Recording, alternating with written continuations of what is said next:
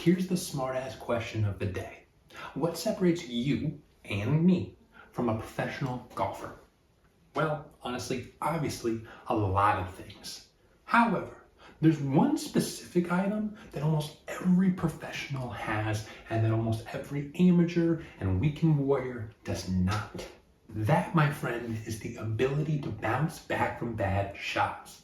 I mean, seriously, how many times have you, one of your buddies, one of your playing partners allowed one bad swing to very quickly turn into one bad hole, which very quickly turns into a very bad front or back nine, ultimately turning into a bad round, turning into a bad day? It can happen so quickly. And for many of us, just like that, we're driving our way home thinking, why the hell did I just waste the last 4 hours out here on the course to play like that? If you want to make sure you're able to bounce back from those bad shots, close to or somewhat like the pros do, you need to make sure one item is packed inside your bag every single trip out there. It's what I call the resilience reset. And there's 3 main ingredients that you must have included in order to find this success. In this video, I'm going to break down that resilience reset completely, clearly defining and showing you how to use those 3 different elements. You listen closely, you take some good notes, you put it into action, and before you know it, this resilience reset will have you looking like a brand new player out there on the course. So let's get into it. Now, before we go too far, let me not be rude and let me introduce myself. My name is MindsetCoachTrev. I'm a sports psychology trained mental performance coach, and I've been working with elite performers for the last 10 years plus. If you're a golfer looking to get better at the game, enjoy it a little bit more, finally start to tap into that potential you know you got, then please do us all a favor, subscribe to my channel right now, like this video so I know to send you all the other tools and tips and videos I release. See, here's something all golfers know to be true. Out there on the course, things can change in an instant. One moment, you can be absolutely striping it. I mean, looking like you really know what you're doing, thinking to yourself, this is what the heck all that hard work's been for. And then, in a blink of an eye, a snap of the fingers, things can drastically change where you're slicing it, topping it, and sending it to places of the earth you didn't even know were possible. Frequently then thinking about, what the hell has all this hard work been for? Just like that, things can go from good to bad to worse. Very infrequently, however, do you see things go in reverse, from worse to bad to, hey, pretty dang good. That's what the heck I want to help you to be able to do. When things are going downhill, when things are starting to lose momentum, what if you had a way to stop it right there, to put a pause on it, flip it around, and get it back on track? So oftentimes, this debacle is occurring when you're feeling as if your game is literally slipping out of your fingers. Here's what's happening in that 6-inch space between these 2 ears of yours. We start off playing well. This is great, but it also creates an expectation. All of a sudden, especially if we're drifting into the future, we think, I'm going to play like this all round, all day, baby. It's money. While in some cases, expectations can be helpful, in a lot of situations, they actually start to increase the pressure and the intensity of what you're doing. If you're not trained to handle that pressure or to handle that intensity, bad things are going to happen. That's usually kicked off by one bad swing or one bad shot. Maybe you slice it, maybe you hook it, maybe it lands OB or in the hazard. Regardless of what happens, this one little crack starts to validate that expectation. It starts to threaten it a little bit. And when we start to get worried, we oftentimes try to shake it off. We tell ourselves, okay, next swing, right? I'll get them next time, whatever it may be. But under the surface, there's a little bit of commotion moving now. There's a little bit of trouble starting to root deep within us. So what do? We approach the next shot. We think with this refined and refreshed mentality, completely forgetting what just happened. But in reality, we know that's not true. Under our skin, that tension still exists. That tension transfers itself into our swing. Perhaps our body becomes stiff. Perhaps our grip becomes too tight, we get rigid, and we don't have any fluidity left in our swing. This perhaps produces another poor result. Our trust starts to weaken. We start to really question ourselves. And before you know it, there we go down that mountainside, snowballing into absolute destruction. Now, maybe I'm being a little dramatic here, but frankly, I don't know about you, for me, it oftentimes feels this way. When things are going great, I'm on cloud 9.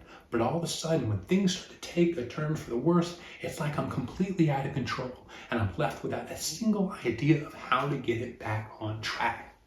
So, I'm not here just to talk about the problems and the issues, I'm here to talk solutions. So how do we get things back on track after perhaps that first poor swing or shot? How do we nip it in the bud, stop it right there so things don't go any further? The key here is that we gotta get in early. We gotta get in right off the bat of things. We gotta recognize it right when that frustration starts to fester. Once we can get in there, great, we can do something about it. We can bring in a technique, we can bring in some sort of strategy to get ourselves to mentally and physically reset. Well, my friend, in this video, that's exactly what I want to discuss.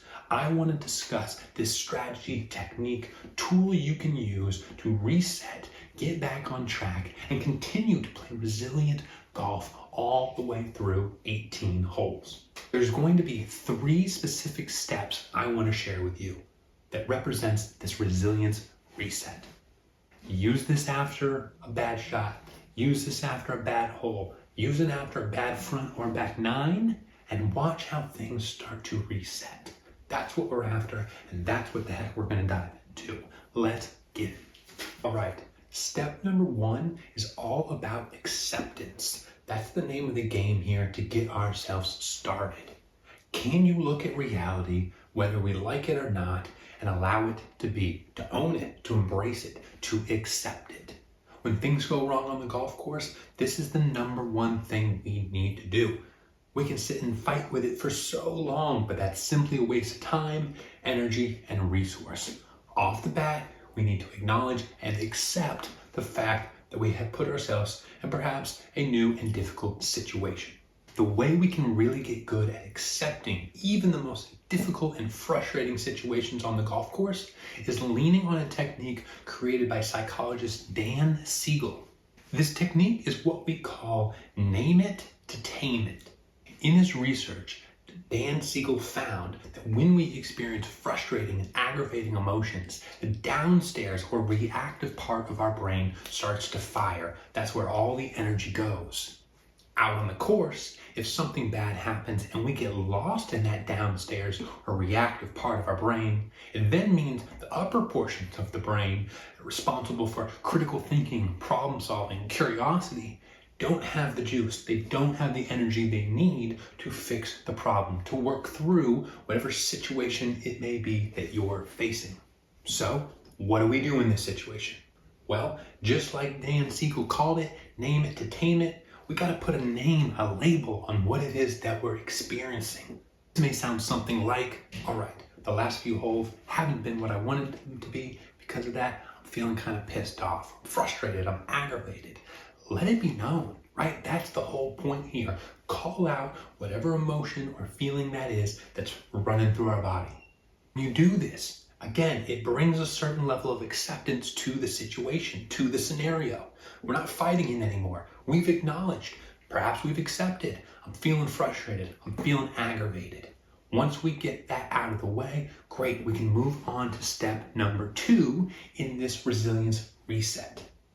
After we've acknowledged and accepted what it is we're experiencing, we've made it known, we've called it out. Step number 2 is to flush it. That's right. Think of this tiny toilet right here. After we've acknowledged it, we want to ball that up and we want to throw it in the can and flush that puppy down and away so we ain't got to carry it and deal with it anymore.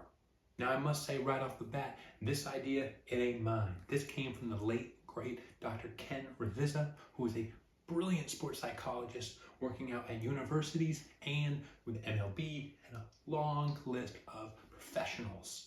So the story goes, in the dugouts of the teams he would work with, he would take a tiny toilet just like this and put it up on the wall there for all to see as a nice visual reminder and cue that once we have some junk that we don't want anymore, throw it in the can, close that lid, and flush it, baby. Let's get rid of it. When we do this, we're able to release ourselves from what has been happening or what did happen and step back into the present or what is happening. So we're not worried about that bad shot anymore. We're not worried about that bad hole. We've accepted it, we've flushed it, and now we're ready to step into the present and act. I highly recommend you doing one of two things here.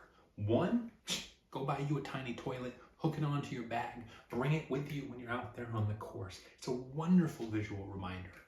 Or if you don't want to go that far with things, start training your brain to recognize that motion, right? Just like you're flushing a toilet at home, right? Maybe you got one of those fancy ones you just poke the button on. Doesn't necessarily matter. But we want to start building that association between the idea of flushing it and that actual physical gesture. Our brain loves these sort of connections.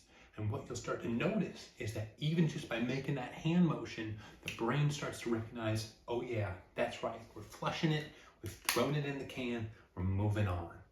Now, we've knocked out two of the three major components here in this resilience reset, right? We've accepted, we've acknowledged, now we've flushed it, and finally, it's time for the last ingredient. So let's get into that.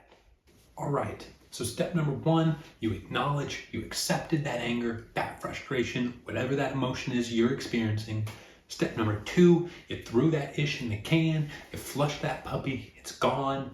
And now, step number three, to close this beautiful loop and keep you on track, keep you playing your best golf, we hone in on a mantra. And that mantra being one good swing. You see, so oftentimes, the golfers I work with, when things start to get a little off track, they try to go for the home run, right? They try to get it all back in one swing or one hole. Let's be honest, folks, that ain't the way the game works. When we do this, so oftentimes we get over aggressive, we kind of let go of that conservative approach, the smart approach to the game, and we try to just rip it and grip it. Right? We get lost in the future. And once again, we're no longer being present. And right now, in the present is where the game happens. So, what do we center on? What do we use as our anchor in this case? It's the mantra, one good swing. We accept and acknowledge, we flush that crap away, and then we hone in on making one good swing. That's all there is to it. Accept and acknowledge, flush it away, focus in on one good swing. 3 steps. This process is quite straightforward, right? We accept and we acknowledge, we flush it, we hone in on that idea of one good swing, and from there, we don't need to think too much more. We engage our pre-shot routine, we step up over the ball, we're confident, committed, and boom, baby, we make it happen. Just like that. You now have everything you need to bounce back from even the most difficult situations out there on the course. However, for as nice as this sounds, as pretty as it's packaged, it's only going to work if you practice it. Again, I sound like a broken record, but it's all about the reps. Doing these things 1 time, 2 times, shoot, just thinking about these things is wonderful, but it ain't gonna cut it, right? It ain't gonna get the job done when it really matters most. So let's wrap this video up by sharing a few ways that you can take this idea out onto the range, out into your training sessions, and really start to ingrain this process. The first thing you're going to want to do is just flat out get comfortable with this idea, right? Accept, flush, get present, one good swing. We want to just familiarize ourselves with that idea and with what each of those pieces mean. Once you feel like you got a good grasp on that, however, we want to take things up a notch. We want to start bringing in some different artificial scenarios, if you will, so that this just becomes a little more lifelike, right? So we start to stretch our mind a little bit and really start to give it a little bit of adversity to work with here. Here's how you can do that. When you're at the range or at the simulator or wherever it may be, Go ahead and place your ball on the ground there, just like you would any other shot. After doing so, take a step back or two, pause for a moment, close your eyes if you wish, but cook up or imagine a real scenario that could happen out there on the course where you would need to bounce back. Right? We want to come up with a situation where perhaps, all right, I just, shanked the last one, sliced the last one. I'm in a tough situation and I want to get resilient, get present. I want to bounce back big time here. We want to hone in on these situations. The reason we want to use these situations, the reason we want to pause for a moment and really cook up this story in our mind is because our brain, for as amazing as it is, it can't necessarily tell the difference between a real experience and an imagined one. Therefore, when we step back and imagine this situation, right? Finding ourselves in the rough, finding ourselves, maybe a second shot after we went OB or into a hazard. When we do this, the brain starts to actually react like it's real, right? A little bit of that cortisol, a little bit of that stress starts to release into the body. And that's what we want. We want something somewhat real to work with. We don't want to test these skills in a perfectly secure and safe vacuum. We want a little bit of that friction. And that's how you can get it. Once you have your scenario cooked up, let's go through the process. Notice what you're feeling. Even if maybe you're not feeling a particular emotion in that moment, go ahead and name something that you would be feeling if that moment were real. All right, feeling a little frustrated, I'm feeling a little aggravated. Great. Step 2, go ahead, flush that puppy, right? Mentally, as you stand behind the ball, go ahead, make that motion, take a glance at your tiny toilet, whatever it may be. Third, final step, remind yourself, one good swing. From there, we're into our pre-shot routine. We're stepping up, confident, committed. We're making it happen. Continue to rep this out with different sorts of scenarios and situations. If you know yourself as a golfer and know that, man, these are the type of situations or moments I really get caught up on out there on the course, then please do yourself a favor. Work with those situations. Let's not make something up that's completely unrealistic and not very likely to happen, right? We want this to be real. So there you have it, folks. 3 steps to bounce back from even the toughest situations out there on the course. And every single one of them backed by science and tested by the pros. Now, while all of this is great, it really doesn't do us much good if we just sit here and talk about it. Again, you gotta put these things into practice. You gotta get those reps in or they're never gonna work out there in the heat of the moment. So, to make this even easier, jump down in the description below, click that little link, and download my bank of different scenarios that you can use to enhance your practice and make this more realistic. Again, the mind can't tell the difference between an imagined experience and a real experience. So please read through those scenarios, act as if you were in them, imagine them, visualize them, and then step up, execute that resilience reset, and knock it down, baby. This is the way we train. So again, jump down in the description below, click that little link, and download those pre-made scenarios and situations that I've created for you. Again, when we practice this, we want it to be realistic, right? And we can trick our brain into thinking it's very real by creating a scenario, creating a situation that we are in. We then put that resilience reset into action, connect dot A to dot B, and boom, baby, now we're really cooking with gas. So jump down there, download it for yourself, get your ass out to the range, and let's talk later. We'll see you again tomorrow for the very next video. Mindset Coach Trev, out of here.